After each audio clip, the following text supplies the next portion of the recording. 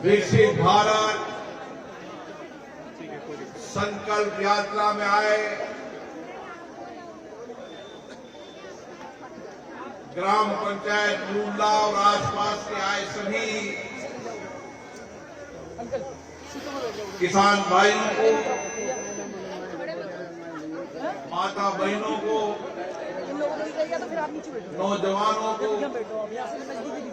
और मेरे सभी परिवारजनों को मैं प्रणाम करता हूं।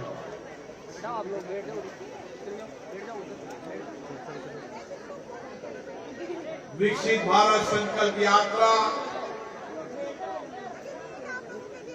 आज आपकी पंचायत में आई है। माननीय प्रधानमंत्री नरेंद्र मोदी जी ने समाज के अंतिम व्यक्ति,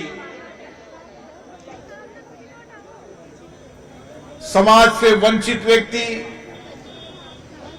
गरीब व्यक्ति के जीवन में आर्थिक सामाजिक परिवर्तन आए, इसके लिए पिछले 9 साल से विभिन्न योजनाएं चला रखी हैं और इन योजनाओं का लाभ समाज के अंतिम व्यक्ति को मिले, ताकि गांव में रहने वाली हमारी महिलाएं आत्मनिर्भर हो सके, आर्थिक स्वावलंबन हो सके और आत्मनिर्भर भारत का सपना भी हम पूरा कर सकें और इसी के साथ हमारी महिलाएं सम्मानपूर्वक जीवन जी सके। कभी कोई ने विचार भी नहीं किया था कि देश के हर व्यक्ति जो कच्चे मकान में रहता है उसको पक्का मकान मिलेगा, उसके घर में लाइट होगी, पानी होगा, गैस का चूल्हा होगा, जो सामान्य जीवन जीने की आवश्यकता है उन आवश्यकताओं को पूरा करने के लिए व्यापक रूप से योजनाएं चला जा रही है। उन योजनाओं को कुछ लोगों को लाभ मिला है, कुछ लोगों को लाभ नहीं मिला है, लेकिन प्रधानमंत्री जी ने कहा है अगले 5 साल के अंदर इन सब योजनाओं का लाभ समाज के अंतिम वंचित गरीब व्यक्ति को मिलेगा। इसलिए क्या क्या योजनाएं चल रही है, इन योजनाओं की जानकारी आपको मिलेगी और उन योजनाओं में आप पात्र हो, लेकिन अभी तक आपको योजनाओं का लाभ नहीं मिला है, उसका रजिस्ट्रेशन भी यहां पर होगा। कई महिलाएं खाद्य सुरक्षा से वंचित है क्योंकि उन्होंने ऑनलाइन पोर्टल में भराया नहीं है। मैं ग्राम पंचायतों से भी आग्रह करना चाहता हूं कि ग्राम पंचायत भी ऐसे वंचित लोगों की सूची बनाए जो मकान से वंचित है, जो गरीब है लेकिन उनको खाद्य सुरक्षा का लाभ मिल रहा उससे वंचित है, कोई शौचालय से वंचित है, कोई गैस कनेक्शन से वंचित है, कोई लाइट से वंचित है।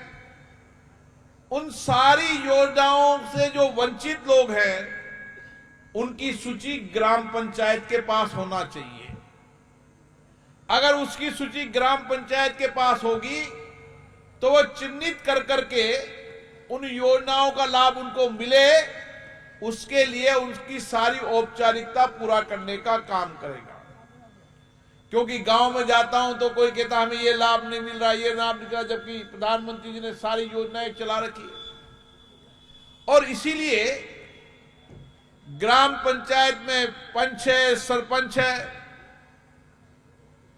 पंचों को हर गांव में बैठना चाहिए, वहां 5-5 लोग तैयार करना चाहिए, उनको सारी योजनाओं की जानकारी हो और योजनाओं का लाभ जो पात्र रखते हैं उन पात्र व्यक्तियों को योजनाओं का लाभ मिले। हमारी आंगनबाड़ी, आशा सहयोगनी महिलाएं बहुत काम करती है, गांव में घूमती भी रहती है। वह भी ग्राम पंचायत का सहयोग करती है। पिछली बार जब मैं सुल्तानपुर आया था तो मैंने कहा था, ऐसी गर्भवती महिला जो गरीब है उसका हमसे रजिस्ट्रेशन कराए, 9 महीने तक उनको हर महीने खाद्य सामग्री भी मिलेगी और मेडिकल जांच भी होगी और दवाएं भी मिलेगी। कुछ महिलाओं ने तो उसका लाभ मिला है, कुछ महिलाओं को जानकारी नहीं है। पिछली बार हमने कहा था ऐसे बुजुर्ग व्यक्ति जिनके दिखता नहीं है, चश्मे की आवश्यकता है, सुन नहीं सकते, कान की मशीन की आवश्यकता है, चलने में दिक्कत है, व्हील चेयर की आवश्यकता है, विकलांग है 80% से, मोटराइज साइकिल की जरूरत है, गले में पट्टे की जरूरत है, कमर में पट्टे की जरूरत है, रोड की जरूरत है। इन सबका लाभ मिलेगा, लेकिन चयनित करके हमें सूची दे जब उनका लाभ मिलेगा। इसलिए ग्राम पंचायत स्तर पर यह काम होना चाहिए ताकि हर गरीब वंचित व्यक्ति के जीवन को बदल सके। हमारी सेल्फ हेल्प ग्रुप की महिलाएं